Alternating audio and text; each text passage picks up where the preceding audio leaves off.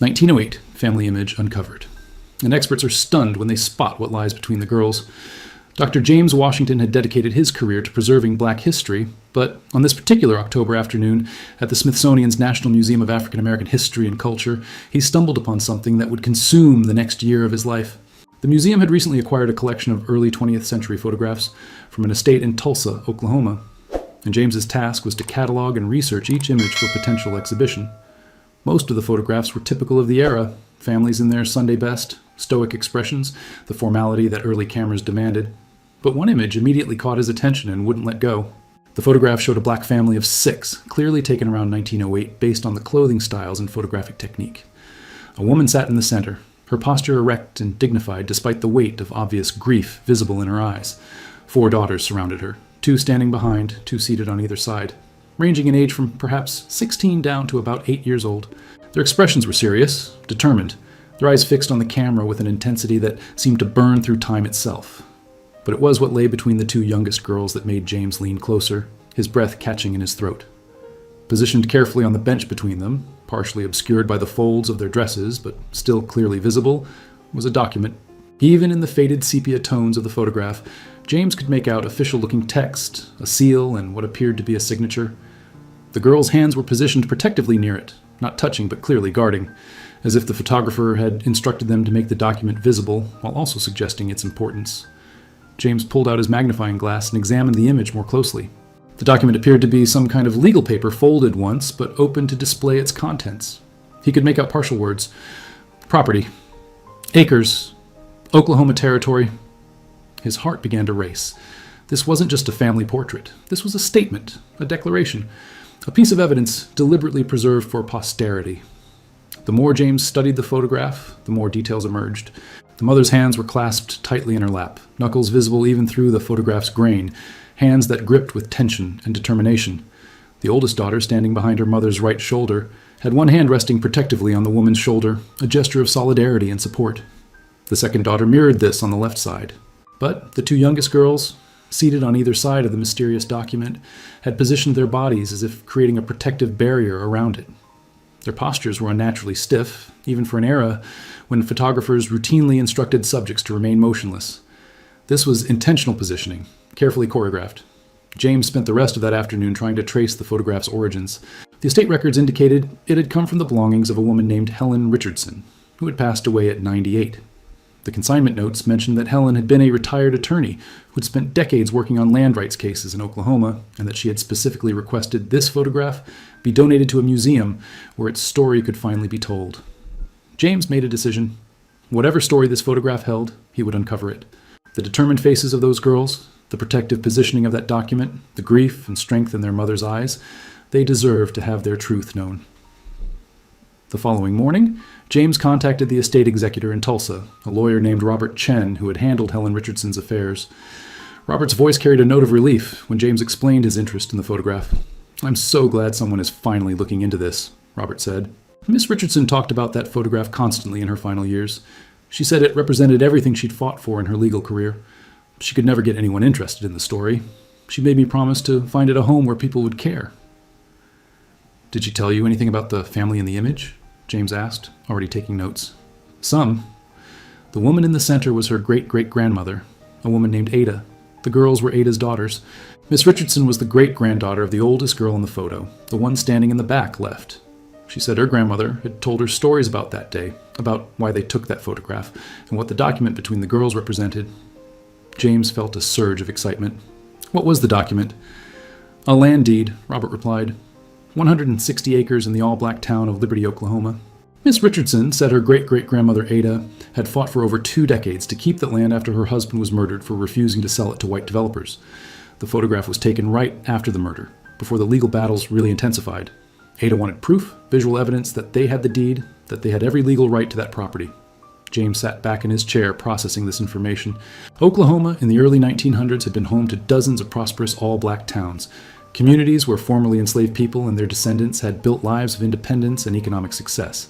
But those communities had faced relentless opposition, violence, legal manipulation, and systematic efforts to drive black families from their land.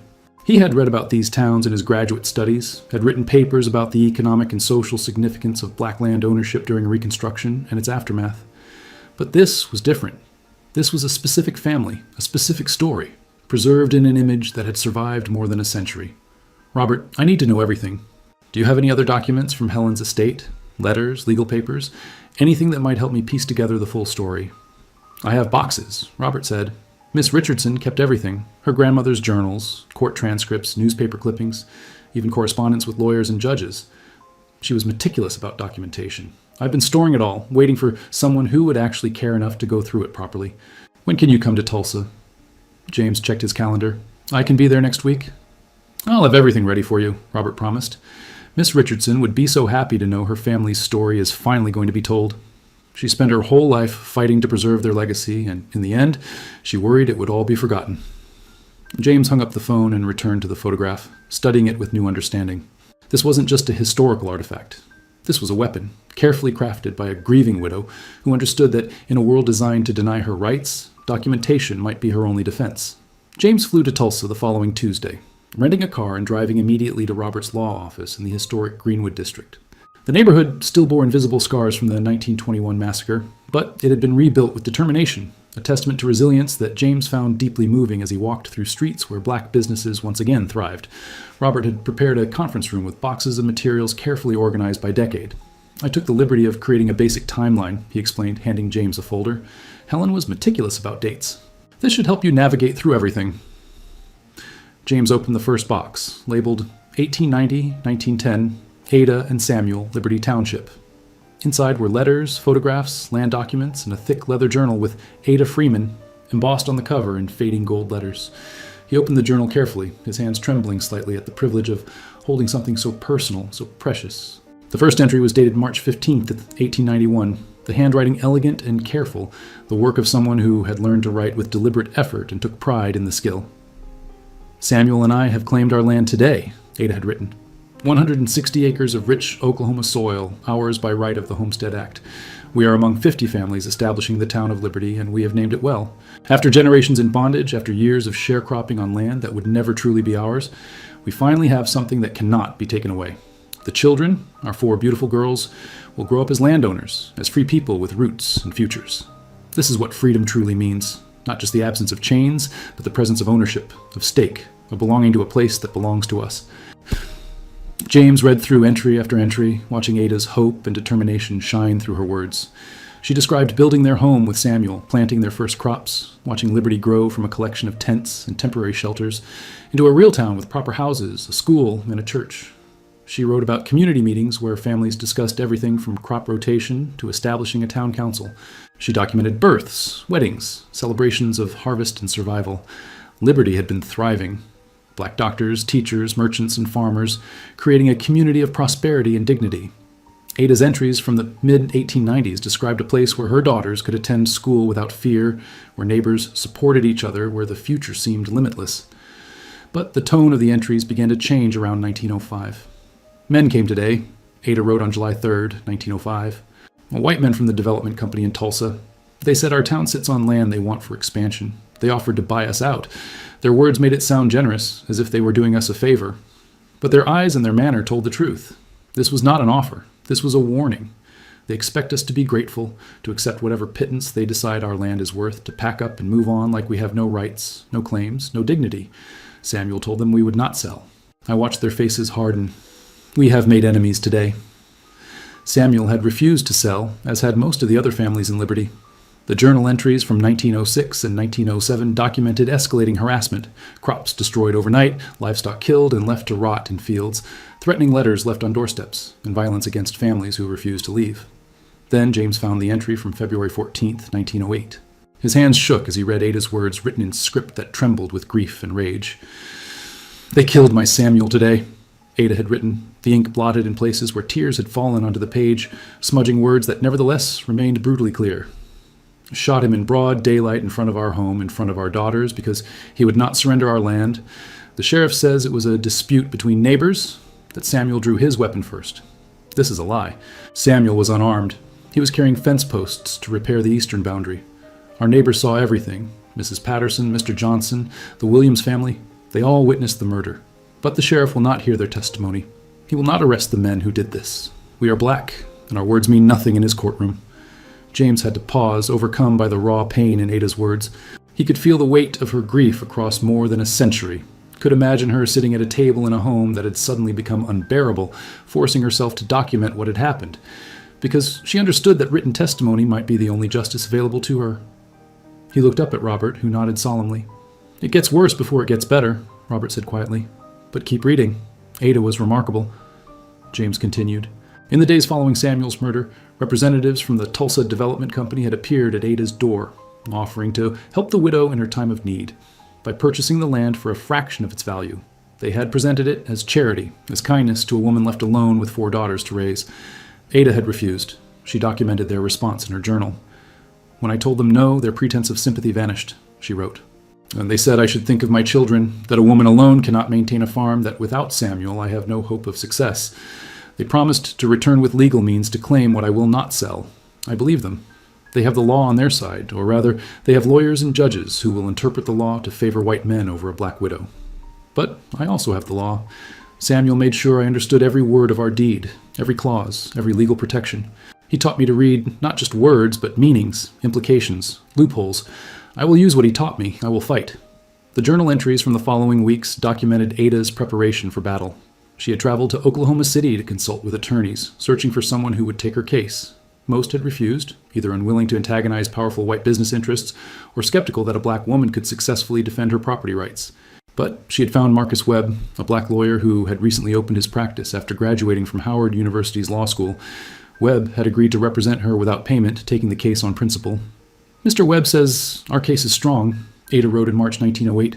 "The deed is legitimate, Samuel had no debts, and the claims against us are fabricated. But he also warns me that strong cases and just causes do not always prevail in courtrooms where judges see us as less than human. He advises that we need evidence so clear, so undeniable, that even a hostile court cannot ignore it. He suggests we create a photographic record, a formal image showing our family and the deed itself, proof that we possess the original document and that it belongs to us. I will arrange this. My daughters and I will stand together, and the world will see that we have every right to what is ours." James found a letter tucked between the pages of Ada's journal, dated April 2nd, 1908, written in Ada's careful script and addressed to Marcus Webb. "Mr. Webb," Ada had written, "I'm taking your advice. Tomorrow I will take my daughters to Mr. Harrison's photography studio in Tulsa, and we will create the permanent record you suggested. I will bring the original deed, and we will ensure it is clearly visible in the photograph. Caroline, my eldest, asked me why we must do this, why we cannot simply present the deed in court as other families would. I told her that other families are white, and white families are presumed to tell the truth.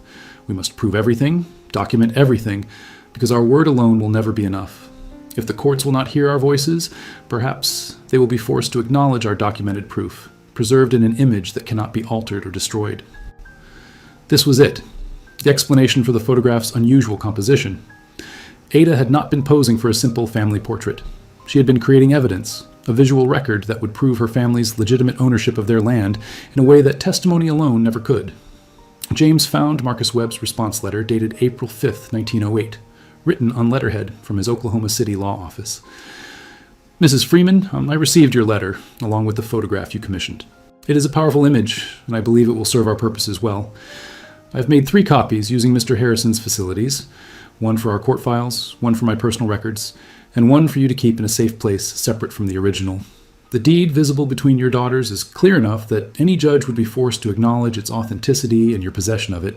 The positioning of your daughters around the document, their protective postures, the dignity in all of your faces, this photograph tells a story that transcends mere legal documentation. It declares your humanity, your rights, and your determination. We will present this in our next hearing. Take heart, Mrs. Freeman. Justice may be slow, but it is not dead." But had justice prevailed? James needed to know the outcome. He turned to the next section of the box, finding a thick folder labeled Court Cases 1908-1931. Inside were transcripts from multiple court proceedings. The first hearing, held in May 1908 at the Tulsa County Courthouse, had ruled against Ada. Judge William Morrison had dismissed her claims and ordered the property seized to settle the legitimate debts of her late husband, debts that Ada insisted were fabricated, supported only by forged promissory notes that had mysteriously appeared after Samuel's death. But Marcus Webb had immediately filed an appeal. James read through the appellate brief, marveling at Webb's methodical dismantling of every claim against the Freeman family. He had challenged the authenticity of the promissory notes, pointing out inconsistencies in dates, signatures, and witnessing. He had presented testimony from handwriting experts who testified that the signatures purporting to be Samuel's were forgeries. He had submitted the photograph as Exhibit C, with accompanying testimony from the photographer confirming the authenticity of the deed visible in the image. The appeals process had taken 3 agonizing years. James read transcript after transcript, watching as Webb fought through procedural obstacles, hostile judges, and witnesses who suddenly changed their testimony under pressure from the development company's attorneys. But in 1911, the Oklahoma Territorial Supreme Court had reversed the lower court's decision. The ruling, written by Justice William Harrison, explicitly referenced the photograph. The court finds that Mrs. Ada Freeman has presented clear and convincing evidence of her family's rightful ownership of the disputed property, Justice Harrison had written. The photographic record submitted as Exhibit C demonstrates beyond dispute that Mrs. Freeman possessed the original deed to said property at the time of these proceedings, and expert testimony confirms the authenticity of said deed. The court further finds that the promissory notes presented by the plaintiff bear unmistakable signs of forgery and cannot be credited as legitimate debt instruments. The lower court's ruling is reversed. The property belongs to Mrs. Ada Freeman and her heirs. The 1911 victory should have been the end of the story, but James discovered that Ada's fight had only just begun. The Tulsa Development Company had not accepted defeat gracefully. Instead, they had launched a new legal strategy, attempting to claim the land through adverse possession, arguing that the property had been abandoned during the years of legal proceedings when Ada had been forced to work in Tulsa to support her family while fighting the court battle. James found Ada's journal entries from this period, and her exhaustion was evident in every line, in the way her usually careful handwriting grew shakier, the ink blotted more frequently with what could only have been tears. "I'm so tired," she wrote in September 1912. "Tired of courts, tired of lawyers, tired of fighting men who have unlimited resources and no conscience. My daughters are growing up in a home filled with legal papers instead of joy, with fear instead of security. My eldest, Caroline, is 17 now and asks me why we don't simply leave, start over somewhere else where we might find peace. How do I explain to her that if we surrender, if we let them steal what Samuel died protecting, then his death meant nothing? How do I make her understand that this is not just about land? This is about whether we have any rights at all in this country, whether the law protects us or only protects them. How do I tell her that running away means teaching her and her sisters that we will always be powerless, always be displaced, always be at the mercy of those who see us as less than human?" But, despite her exhaustion, Ada had not given up. With Marcus Webb's continued assistance, she fought the adverse possession claim with the same meticulous documentation she had brought to the first case. She gathered affidavits from neighbors confirming that she and her daughters had maintained continuous presence on the property. She presented receipts for seeds purchased, crops sold, taxes paid, every scrap of paper that proved ongoing occupation and cultivation. She documented every day she and her daughters had lived on the property, every crop they had planted, every improvement they had made to the house and outbuildings.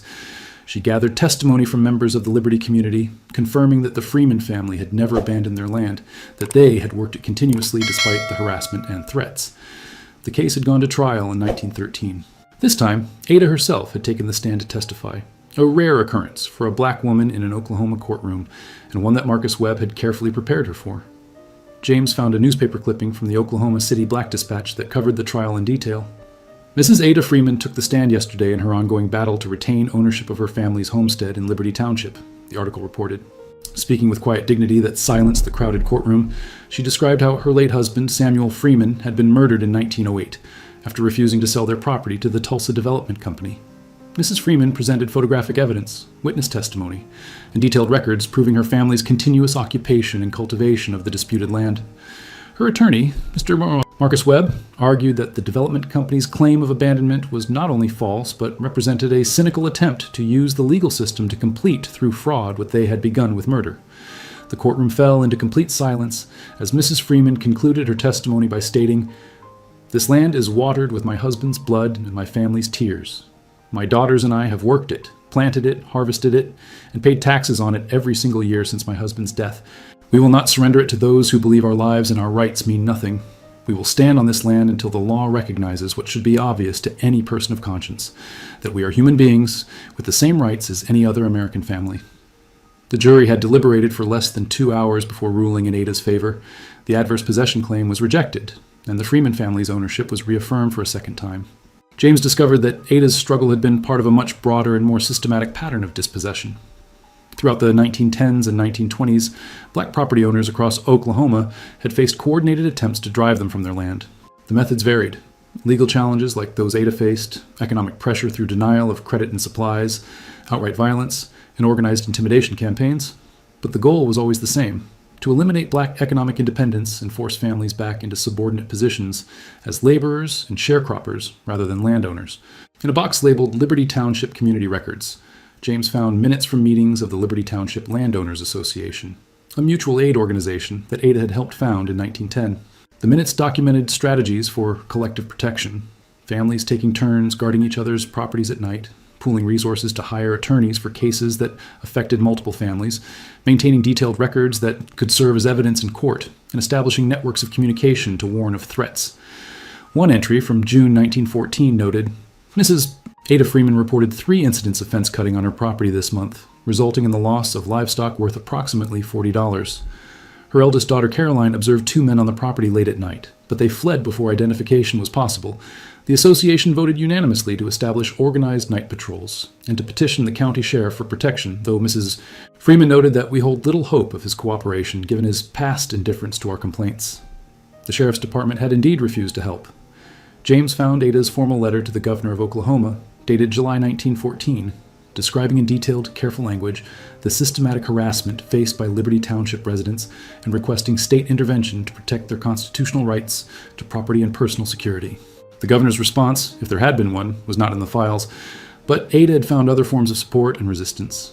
James discovered extensive correspondence between Ada and various civil rights organizations, including the newly formed NAACP, which had been established in 1909. A letter from NAACP Chairman Moorfield Story, dated March 1915, praised Ada's courageous and principled stand against injustice and promised to bring national attention to the plight of Negro landowners in Oklahoma who are being systematically dispossessed through violence, fraud, and legal manipulation that makes a mockery of constitutional protections. The NAACP had been true to its word. James found newspaper clippings from black newspapers across the country: the Chicago Defender, the New York Age, the Baltimore Afro-American, the Pittsburgh Courier, all featuring stories about Ada Freeman and the broader struggle to maintain black-owned land in Oklahoma. The photograph of Ada and her daughters, with the deed visible between them, had been reprinted in several publications, becoming a powerful symbol of resistance against land theft and a rallying image for property rights activism. Mrs. Ada Freeman's fight is the fight of every Negro family seeking to build a future through honest labor and legal land ownership, one editorial in the Chicago Defender proclaimed. Her determination to hold what is rightfully hers, despite murder, fraud, intimidation, and a legal system designed to favor her oppressors, represents the best of our race's spirit of resistance and survival. We must support her cause as if it were our own, because it is. Every acre of land lost by a Negro family through violence or legal theft is an acre lost to all of us, a retreat from the economic independence that is the true foundation of freedom. As James continued through the archives, carefully examining decades of documents, he began to piece together what had happened to Ada's 4 daughters, the girls frozen in that 1908 photograph at a moment of profound grief and determination. What had their lives become? How had growing up in the midst of their mother's legal battles shaped them? He found the answer in Helen Richardson's own extensive writings. Helen, the great-granddaughter who had preserved all these documents with such care, had interviewed her grandmother Caroline extensively during the 1970s, recording hours of conversations and transcribing them meticulously. These transcripts filled an entire box. Grandmother Caroline told me that the day they took that photograph changed her life forever, Helen had written in her introduction to the interviews. She was 16 years old, and she had just watched her father be murdered in front of their home. She wanted to run away, to escape Oklahoma and all the pain and violence it represented, but standing there in the photographer's studio, with the deed to their land positioned carefully between her and her younger sister Joyce, she understood for the first time what her mother was trying to teach them through this seemingly simple act. That photograph wasn't just evidence for a court case, it was a declaration of their humanity and their rights as citizens. It was her mother saying, without words, but with undeniable clarity, "We exist, we own this land legally, and we will not be erased or displaced without a fight. We deserve to be here. We have earned our place." Caroline had gone on to become a teacher, dedicating her life to educating black children in Liberty Township and surrounding communities. She had attended teacher training college in Oklahoma City, one of the first black women from rural Oklahoma to do so, and had returned to Liberty to establish a school that operated for over 30 years. She had married in 1915 to a man named Robert Johnson, and they had 3 children together, all of whom grew up on the Freeman land that Ada had fought so hard to protect. Ada's second daughter, Ruth, had become a nurse, pursuing training at the Freedmen's Hospital in Washington, D.C., and becoming one of the first black registered nurses in Oklahoma. She had worked tirelessly during the influenza epidemic of 1918, treating families throughout Liberty and the surrounding areas when white hospitals refused to admit black patients. She had married a doctor, and together they had established a small clinic in Tulsa's Greenwood district. Ada's third daughter, Esther, had married a farmer and had actually expanded the Freeman property holdings by purchasing adjacent land that white families had abandoned during the agricultural depression of the 1920s. She and her husband had built their home on land adjoining Ada's original property, creating a family compound that eventually housed 3 generations. The youngest daughter, Joyce, one of the girls between whom the deed had been positioned in that crucial photograph, had moved to Tulsa as a young woman and had become a successful businesswoman, opening a seamstress shop that catered to Greenwood's prosperous black middle class. But despite her urban life, she had never sold her share of the family land, returning regularly to help with harvests and maintain the property. Through all the decades that followed, through the Depression that devastated agricultural communities, through World War II that took away young men, including Ada's grandsons, through the civil rights era that brought new forms of struggle and resistance, the Freeman family had held onto those 160 acres. They had farmed it, built homes on it, raised children on it, and passed it down through generations as both an economic asset and a symbol of their ancestors' courage. But James noticed something troubling in the carefully organized timeline that Helen had created.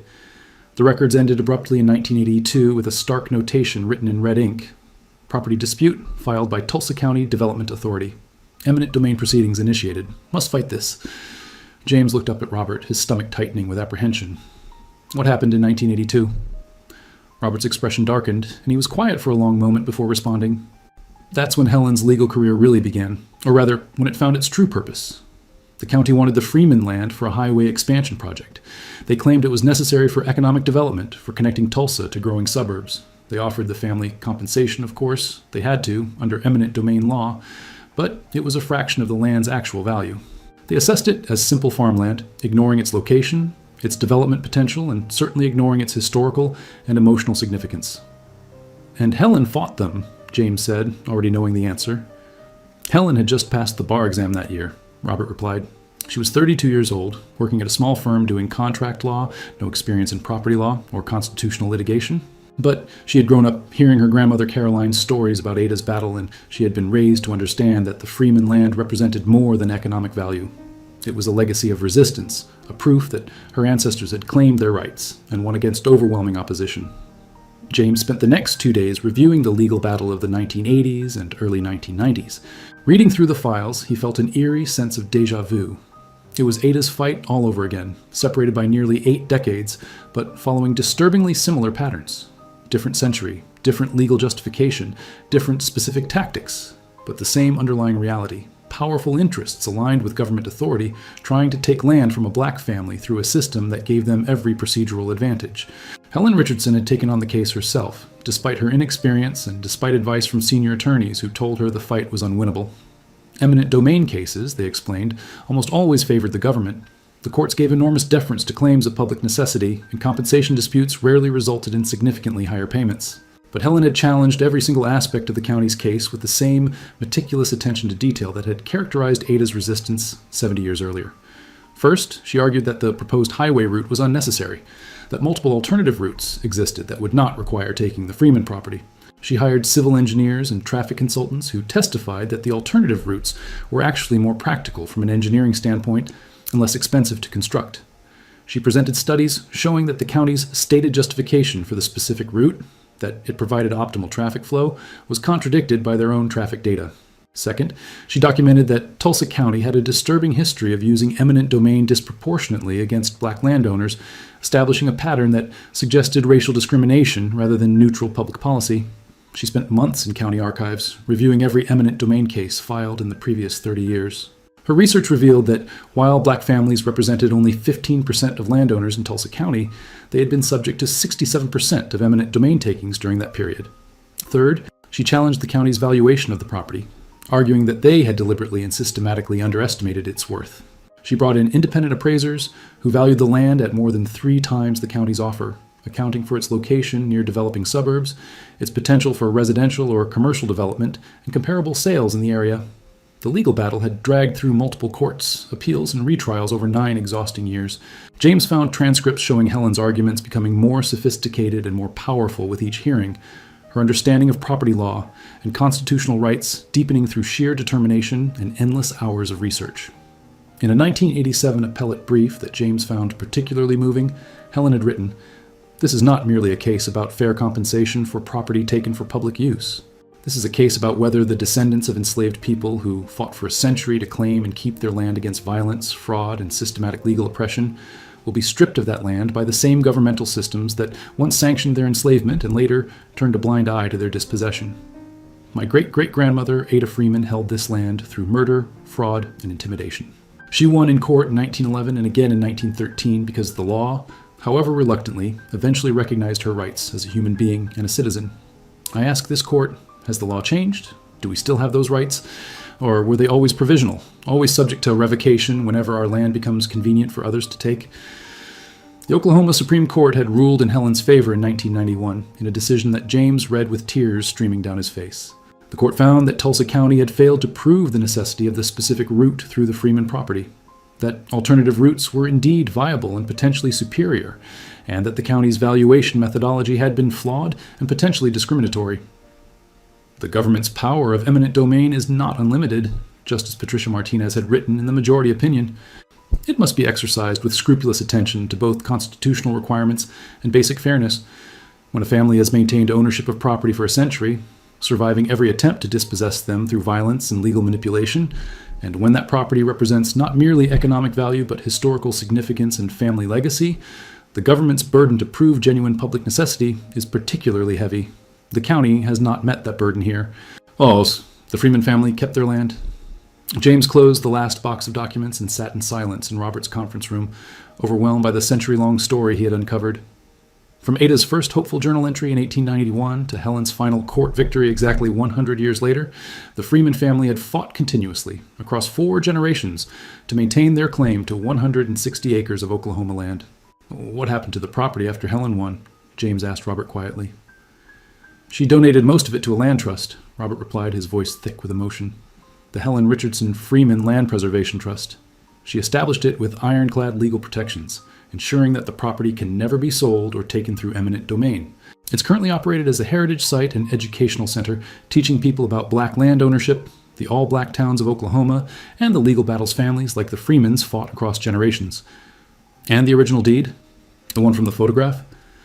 Robert smiled and opened a locked drawer in his desk, pulling out a protective archival sleeve containing an old, carefully preserved document. Helen kept it safe for over 70 years after her grandmother Caroline gave it to her. She donated it to the Smithsonian just before she died, along with the photograph and all the family papers you've been reading. She wanted the full story preserved together, available to researchers and the public, so that what Ada and her daughters fought for would never be forgotten. James held the deed carefully through its protective sleeve, looking at the same document that had been positioned between 2 young girls in 1908, a talisman of hope and proof of rights in a world designed to deny both. The paper was fragile now, browned with age, but the words were still clear, written in formal legal script. Ada Freeman, landowner, 160 acres, Liberty Township, Oklahoma Territory. 2 months later, James stood in the new exhibition hall at the National Museum of African American History and Culture, watching as visitors encountered the story he had helped bring to light. The centerpiece of the Claiming the Land, Black Property Rights and Resistance exhibition was the 1908 photograph of Ada and her daughters, enlarged to cover an entire wall.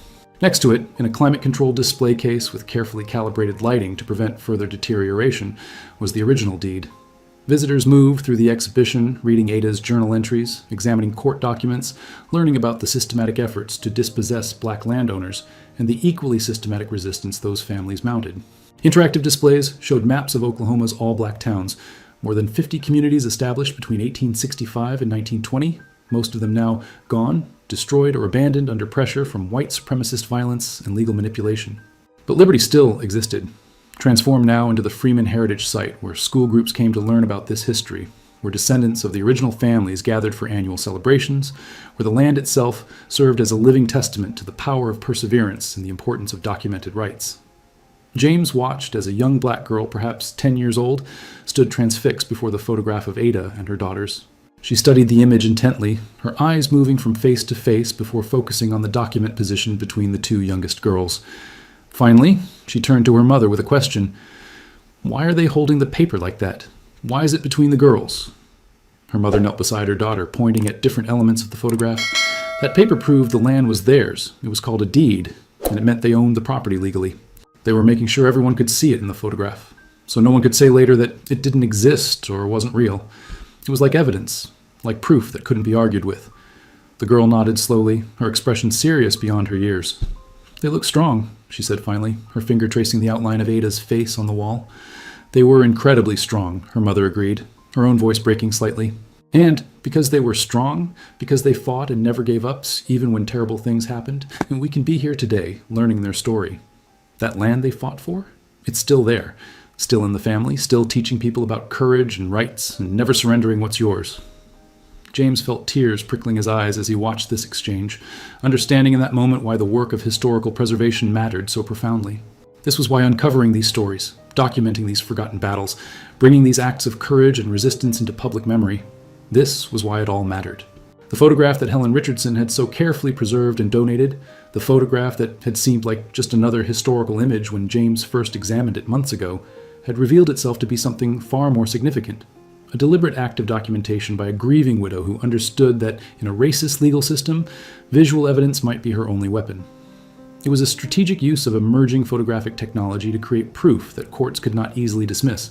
It was a testament to one family's absolute refusal to surrender what was rightfully theirs, no matter the cost. Ada Freeman had died in 1943 at the age of 78, still living on the land she and Samuel had claimed in 1891. She had seen her daughters grow into accomplished, principled women. She had held her grandchildren, born as free people on land their family owned. She had seen her family's rights affirmed repeatedly in courts of law.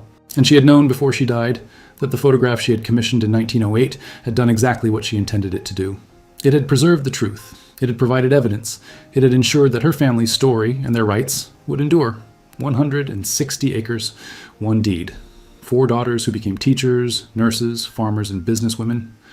One determined mother who understood that documentation could be resistance, and a photograph that held them all together across more than a century, still teaching, still testifying, still declaring with quiet but unmistakable power, we were here, we had rights, we fought with every tool available to us, and we won. The land remained, the legacy remained. The story, finally told, would remain as well.